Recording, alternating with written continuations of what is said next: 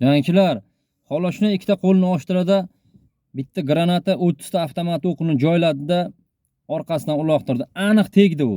Mayib qiladi uni. Amerikada rak kasaliga chalingan bir yosh bolani so'nggi iltimosini amalga oshirish uchun u mototsikllarga qiziqar ekan. Mototsikllarni ota-onasi o'sha yashaydigan atrofdagi kelinglar, bolam yaqinda olamdan o'tadi deb iltimos qilganda 10-15 ta mototsikl keladi deb o'ylagan ota-ona qattiq adashgan. 15 mingdan oshiq mototsikl minuvchilar bolaning so'nggi iltimosini yaxshilik qilish sifatida ko'ngil uchun birlashib kelgan.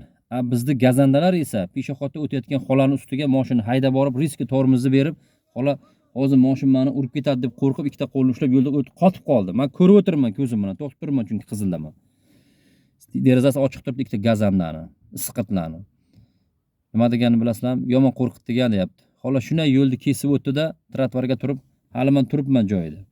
Ikkita qo'lini ochdi-da, bitta granata bilan 30 ta avtomat o'qini joyladi-da, otni tarilatib orqasidan. Insonlar nima yaxshilik qilish payida, ayrimlar nima qilish payida. Hammamizga insof bersin.